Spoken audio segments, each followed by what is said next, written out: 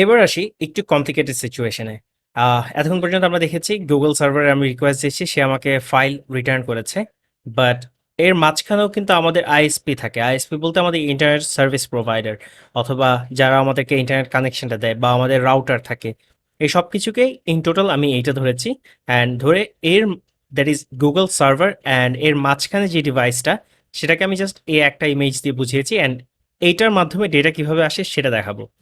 So আমরা প্রথমে actually request দেই www.google.com, অ্যান্ড এই রিকোয়েস্টটা আসলে কখনোই সার্ভারে যায় না। এই রিকোয়েস্টটা মাঝখানে আরও একটা জিনিস আছে, যেটাকে মাঝখানে আসলে সাইড বাই সাইডই বলতে পারেন। আরও একটা জিনিস আছে, সেটাকে বলা হয়, আরও একটা সার্ভার আছে অ্যাকচুয়ালি, সেটাকে বলা হয় ডিএনএস সার্ভার। ডিএনএস সার্ভার কি জিনিস? চিন্তা করেন আপনার ফোন বুকের মতো। আপনার মোবাইলে আপনি হয়তো সবার ফোন নাম্বার তো মুখস্থ রাখেন না। আপনি কোনো একটা নামের এগেইনস্টে ফোন নাম্বার সেভ করে রাখেন। সো এটা হচ্ছে আইপির যে কোনো আইপি কি জিনিস? ফোন নাম্বারের মতোই কিছু ডিজিট।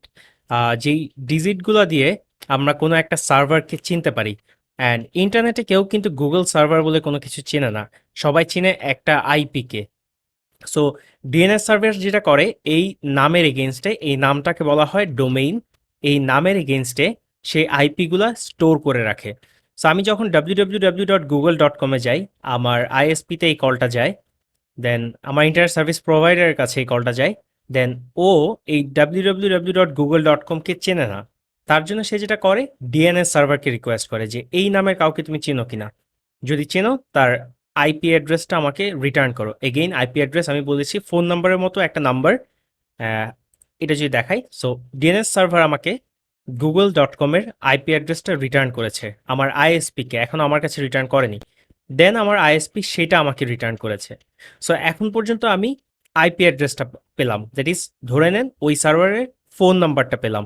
নাম দিয়ে কিন্তু আমি আসলে, কেউ চেনে না ইন্টারনেটে, গুগল সার্ভারকে নাম দিয়ে কেউ চেনে না, এই আইপি অ্যাড্রেসের মাধ্যমেই চেনে।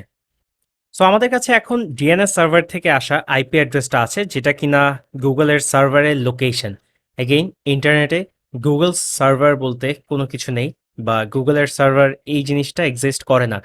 যেটা এক্সিস্ট করে কোনো একটা সার্ভার, যেখানে গুগলের সেই ডেটাগুলো আছে, অ্যান্ড সেই সার্ভারের একটা আইপি অ্যাড্রেস আছে। সো আমার কাছে যখন আইপি অ্যাড্রেসটা আছে, আমি আইপি অ্যাড্রেস দিয়ে এবার কল দিব। দেন আইপি অ্যাড্রেস দিয়ে কল দেওয়ার পরে এই কলটা যাবে এই সার্ভারে, অ্যান্ড সার্ভারটা আমাকে সেই ফাইলগুলো রিটার্ন করবে, দ্যাট ইজ যেই ফাইলগুলো দিয়ে আমার ওয়েব পেজটা রেন্ডার হবে।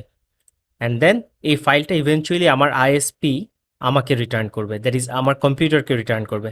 অ্যান্ড দেন আমাদের ওয়েব পেজটা ডিসপ্লে হবে। সো প্রথমে বুঝালাম আমরা সিম্পলি সার্ভারে কিভাবে কল দেই, এখন বুঝালাম মাঝখানে আইএসপি যখন আছে, বা ডিএনএস সার্ভার কি জিনিস, সেই জিনিসটাও আমি আপনাদের বুঝালাম। সো এই ভিডিওটা এই পর্যন্তই। সবাইকে ধন্যবাদ।